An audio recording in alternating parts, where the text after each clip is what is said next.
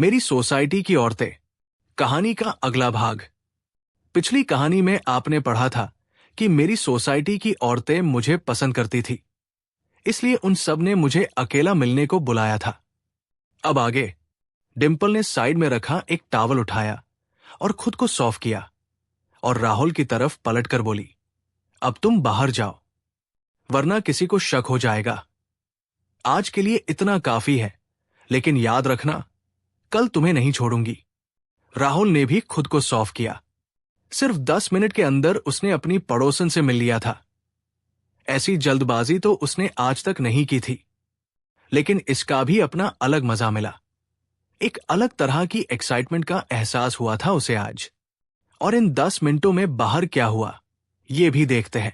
जब राहुल ने सबाना को अपनी जगह पर बैठने को कहा था, तो उसे अपने बीच बिठाकर सभी आदमियों की तो मौज ही हो गई थी। कारण था उसकी ड्रेस। आज सबाना ने जो ड्रेस पहनी हुई थी, वो बहुत अच्छा था। उनमें से सिर्फ शशांक को छोड़कर किसी को भी ये अंदाजा नहीं था कि राहुल अंदर क्या कर रहा है। सब अपने अपने मन में बस यही दुआ मांग रहे थे कि जल्दी बाहर ना निकले। और इन सब से अनजान अपनी पहली गेम खेल रही सबाना थोड़ा नर्वस ही होकर अपना पूरा ध्यान सिर्फ पत्तों पर लगाकर बैठी थी। उसे तो ये भी पता नहीं था कि आज की ये गेम उसकी जिंदगी में कितना बड़ा बदलाव लाने वाली है, और ना चाहते हुए भी वो उन सभी आदमियों की उस चाल में फंसने वाली थी जो काफी पहले से शशांक ने उसके बारे में सोच कर रखी हुई थी। नोट: ये कहानी किसी भी तरह की गैम्बलिंग को प्रमोट नहीं कर रही है। ये कहानी मनोरंजन को उद्देश्य से बनाया गया है। पहली बाजी शुरू हुई और सबके सामने पत्ते आ गए। इस बार का वेरिएशन था मुफलिस, यानी सबसे छोटे पत्ते वाला जीतेगा। सबकी देखा देखी सबाना ने भी 500 की 2 ब्लाइंड चल दी। घर पर राहुल के साथ तो वो फ्री में खेल लेती थी, लेकिन आज करारे नोटों के साथ खेलते हुए सबाना को एक अलग ही रोमांच का अनुभव हो रहा था। आज वो खुद पैसे जीतकर राहुल को दिखा देना चाहती थी कि वो भी कुछ कर सकती है इस खेल में। सबसे पहले कपूर साहब ने अपने पत्ते उठाए। उन्होंने कुछ देर तक पत्तों को घूरा और फिर 1000 की चाल चल दी। गुप्ता जी ने भी पत्ते देखकर 1000 की चाल चल दी। सरदार जी ने हर बार की तरह एक और ब्लाइंड चली, और शशांक, जो कब से अपने पत्ते उठाकर बैठा था, उसने भी एक चाल चल दी। यानी सबाना का नंबर आते आते 3 चाल आ चुकी थी। उसने धड़कते दिल से अपने पत्ते उठाए। उसके पास 2, 5 और 9 आया था। उसकी समझ में नहीं आ रहा था कि वो क्या करे। उसे तो खुद के पत्ते छोटे ही लग रहे थे, क्योंकि एक बार घर पर भी ऐसी मुफलिस वाली गेम खेलते हुए राहुल ने बताया था कि 10 के अंदर जो भी पत्ते आते हैं, उनसे ये गेम खेली जा सकती है। लेकिन सबाना को थोड़ा डाउट हो रहा था कि जब सामने से 3 चालें आ जाए, तो क्या तब भी गेम आगे खेलनी चाहिए या नहीं। उसने कुछ देर सोचने के बाद चाल चल ही दी, ये सोचते हुए कि जो होगा देखा जाएगा। अपनी पहली ही गेम में वो डरपोक नहीं कहलाना चाहती थी। सरदार जी ने भी अपने पत्ते उठा लिए और उन्हें देखकर बड़े ही जोश के साथ एक के बदले 2000 की चाल चल दी। अब आलम यह था कि टेबल पर 5 लोग थे और सभी की चाल आ चुकी थी। ऐसा शायद पहली बार हो रहा था। नोट: शराब सेवन स्वास्थ्य के लिए हानिकारक है। इसी बीच दूसरे टेबल पर सुमन ने सभी का ध्यान बांट रखा था। उसने सभी के सामने वोडका के बड़े बड़े ग्लास फिर से भरकर रखवा दिए थे, और साथ ही तंबोला की गेम को भी काफी रोचक मुकाम तक पहुंचा दिया था। इसलिए किसी को भी दूसरे टेबल पर देखने की जरूरत ही महसूस नहीं हो रही थी, और ना ही डिंपल सरदारनी और राहुल की अनुपस्थिति का एहसास हो रहा था, जो इस वक्त अंदर बात करने में व्यस्त थे। सबाना ने देखा कि सभी की चाल आ चुकी है और वो सोच रही थी कि ये अभी ही होना था। काश राहुल वहां होता, लेकिन अब उसे राहुल से ज्यादा गेम की चिंता थी। सबने सरदार जी के बाद उनकी देखा देखी 2 से 2000 की चाल चल दी। सबाना ने भी सोचा कि अब इस गेम में पैर फंसा ही दिया है तो देखी जाएगी, क्योंकि कल के जीते हुए पैसों के बाद कुछ रिस्क तो लिया ही जा सकता था। उसने भी 2000 की चाल चल दी। वो जानती थी कि जीतना तो किसी एक को ही है, और वो अगर कॉन्फिडेंस से खेलती रही तो शायद वो भी जीत सकती है। उसने जब 2000 फेंके तो कपूर साहब बोल पड़े, आज तो सबाना भाभी बड़े तैश में है, ये सबको हरा कर मानेगी। उसने जब हरा कर बोला तो सबाना की आंखें गोल होती चली गई, लेकिन जिस तरीके से उन्होंने वो शब्द बोला था, ऐसा लग रहा था कि वो नॉर्मल सी बात है। वो बोलकर हंसे भी नहीं, इनफैक्ट कोई भी नहीं हंसा, इसलिए सबाना ने भी कोई रिएक्शन नहीं दिया। वो समझ गई कि इस शब्द का मतलब पैसे हारना है। उसकी इस मुस्कुराहट को हर आदमी तिरछी नजरों से देख रहा था। उन सभी के बीच आंखों दो में ही, बिना बोले ही, इस बात पर सहमति हो चुकी थी कि इस गेम में वो सबाना से हर तरह से बातें करेंगे, चाहे उसे बुरा ही लगे जाए, क्योंकि आज जैसा मौका वो हाथ से नहीं जाने देना चाहते थे। कपूर साहब ने पैसे फेंककर गेम को आगे बढ़ाया। गुप्ता जी ने भी 2000 निकाले और नीचे फेंकते हुए बोले, लो जी, मेरे कड़क खंबे जैसे कड़क नोट मेरी तरफ से। इस बार सबाना का माथा ठनका, क्योंकि गुप्ता जी ने जिस अंदाज से खड़े खंबे की उपमा दी थी, वो इसके सिवा कुछ और हो ही नहीं सकता था। और ना चाहते हुए भी उसकी नजर गुप्ता जी की तरफ चली गई, पर आए मर्दों के बीच बैठी हुई सबाना अचानक डर सी गई। वो सोचने लगी कि ये कहाँ फंस गई वो, लेकिन फिर उसे अंदर ही अंदर एक अलग से रोमांच का अनुभव भी हुआ। ये वो अनुभव था जो वो स्कूल या कॉलेज टाइम में महसूस किया करती थी। वो हमेशा से ही पढ़ने में अव्वल रही थी, इसलिए उसकी दोस्ती भी ऐसे लोगों से ही होती थी जो उसकी तरह पढ़ने में तेज थे। लेकिन वो जब भी दूसरे बदमाश टाइप के लड़कों का ग्रुप देखती तो उसे अंदर ही अंदर ना जाने क्या हो जाता था कि वो उनकी तरफ आकर्षित सी हो जाती थी। उन बदमाश लड़कों के बोलने के स्टाइल, गाली गलौज के साथ बात करने का तरीका, हर बात में प्यार से रिलेटेड टॉपिक को बीच में लेकर आ जाना, ये सब उसे अंदर से रोमांचित सा कर देता था। लेकिन समाज के डर से, अपने दोस्तों में अच्छी इमेज को बनाए रखने की वजह से और अपने मां बाप का नाम ना खराब हो जाए, इस डर से वो उन सबसे दूर ही रहा करती थी। इसलिए उसको प्यार भी अपने ग्रुप के सबसे शरीफ लड़के राहुल से हुआ और शादी भी उसने उससे ही की। और धीरे दो वो उन सब एहसासों को भूलती चली गई। लेकिन आज जिस अंदाज से ये सोसाइटी के मर्द उसके सामने बैठकर उसी अंदाज में बातें कर रहे थे, जो उसे ना जाने कब से पसंद थी, तो उसका शरीर कांप सा उठा। शशांक का पूरा ध्यान सबाना के ऊपर था। वो सामने से बोली जा रही हर बात पर सबाना का रिएक्शन बड़ी बारीकी से नोट कर रहा था। शशांक समझ गया कि अगर वो लोग ऐसी ही बातें करते रहे तो शायद काम बन सकता है। वो अपने तरीके से सोच रहा था, इस बात से अनजान की सबाना पर ऐसी बातों का ये असर किस लिए हो रहा है।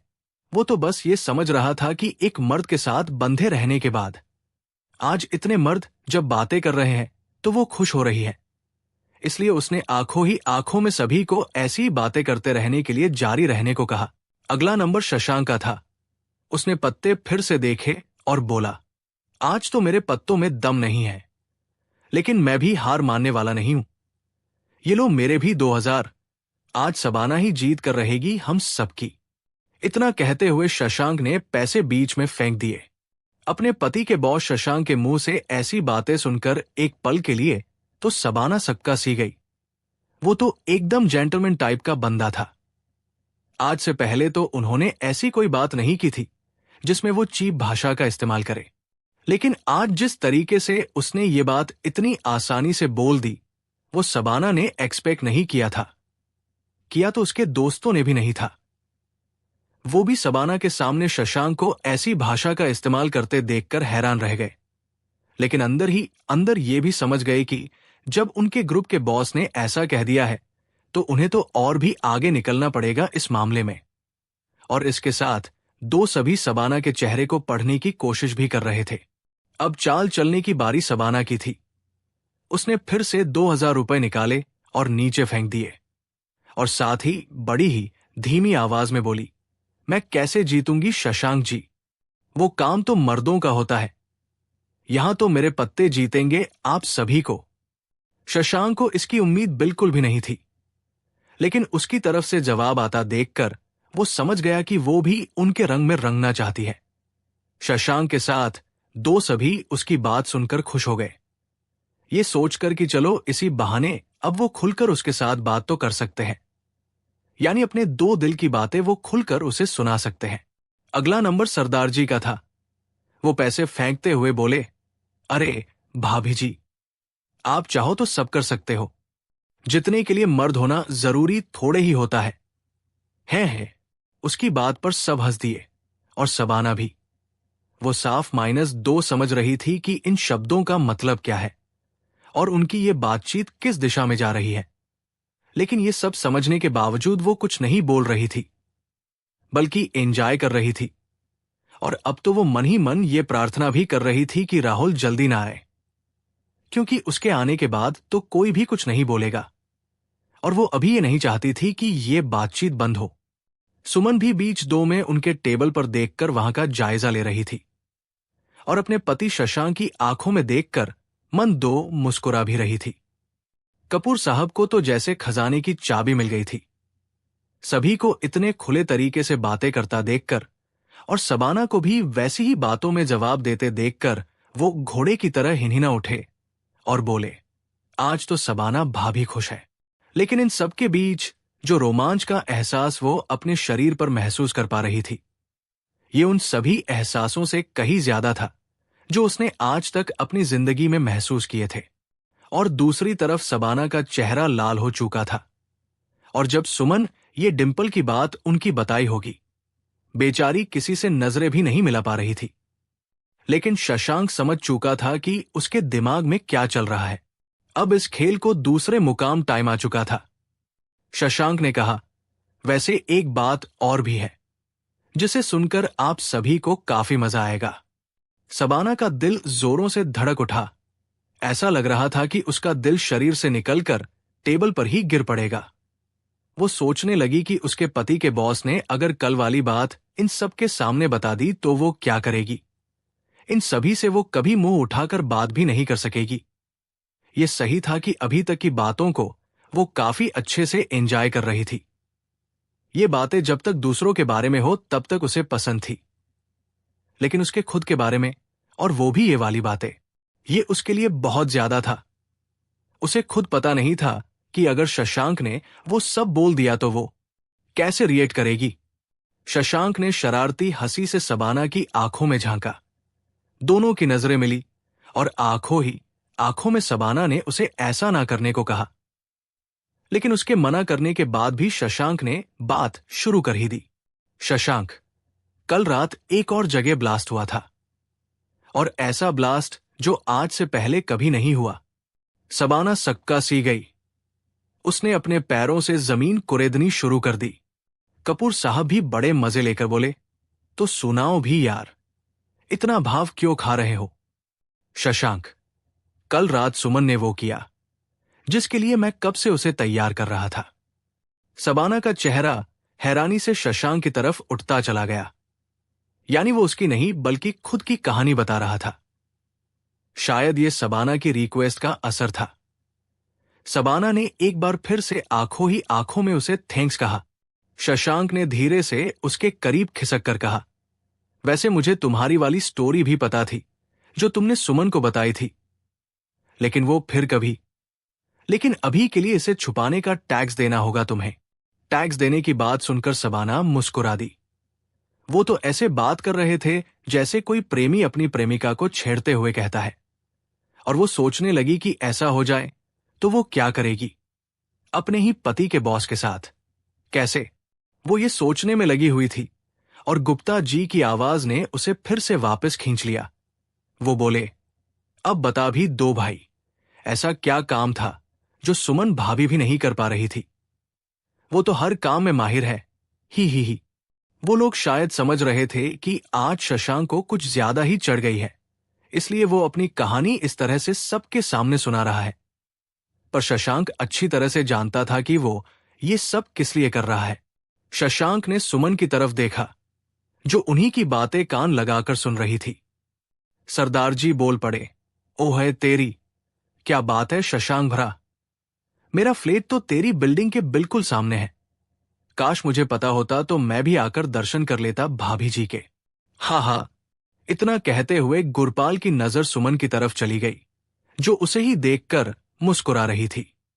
सुमन को अपनी तरफ देखते पाकर सरदार जी सक्का से गए और धीरे से बोले, ओए मर गया, भाभी जी तो मेरी तरफ ही देख रही है, कहीं इन्होंने सुन तो नहीं लिया? शशांक, सुन भी लिया तो कोई बात नहीं, वो इन बातों का बुरा नहीं मानती, हम दोनों इस मामले में काफी ओपन हैं। सबाना भी ये सोचकर वो मंद मंद मुस्कुराने लगी।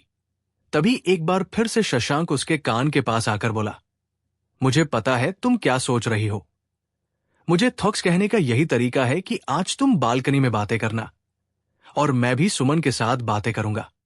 और इतना कहकर वो पीछे हो गया।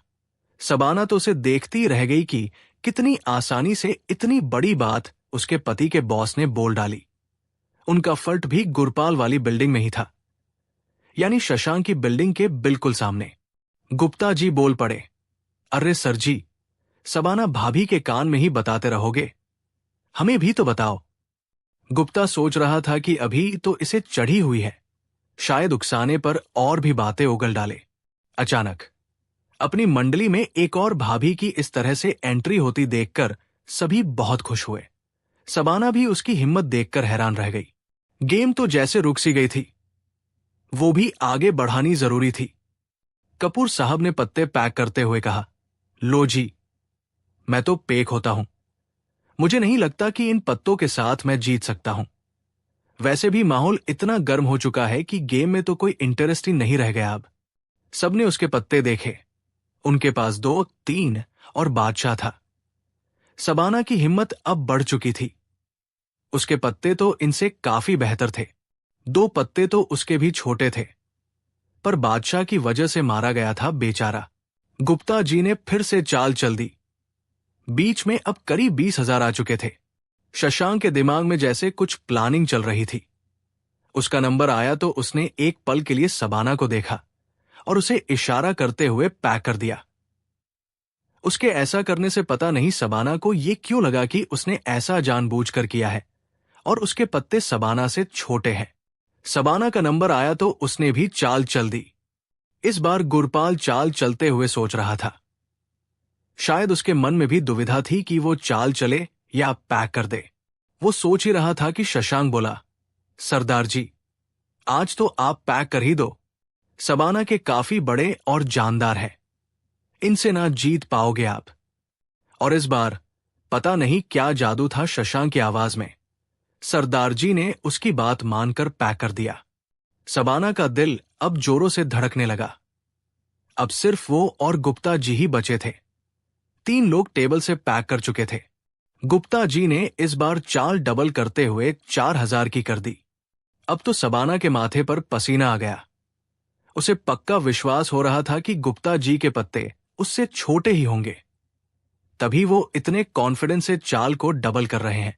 वो भी सोचने लगी कि चाल चले या पैक कर दे। और तभी राहुल बाहर आ गया और उसे देखकर सबाना की जान में जान आई। वो सीधा आकर सबाना की बगल में बैठ गया। थोड़ी देर में डिंपल भी बाहर निकल आई। सबसे पहले तो राहुल ने माहौल का जायजा लिया। किसी को भी उसके ऊपर शक नहीं हुआ था। फिर उसने गेम के बारे में पूछा तो सबाना ने सब बता दिया। बीच में पड़े पैसों का ढेर देखकर राहुल समझ गया कि गेम काफी आगे निकल चुकी है। इस गेम को जीत लिया तो उसके तो मजे ही हो जाएंगे। लेकिन सामने गुप्ता जी बैठे थे, जो इस खेल के काफी माहिर खिलाड़ी थे। सबाना ने राहुल को अपने पत्ते दिखाए और पूछा कि अब वो क्या करे। राहुल ने उसे यही कहा कि वो अपने दिल से खेले, पैसों की चिंता ना करे, क्योंकि अभी भी उनके पास काफी पैसे थे जो उन्होंने कल जीते थे। लेकिन अंदर से सबाना को डर सा लग रहा था। एक मन कह रहा था कि पैक कर दे और शो ना मांगे, कहीं ऐसा ना हो कि शो मांगने के बाद वो पैसे भी जाएं।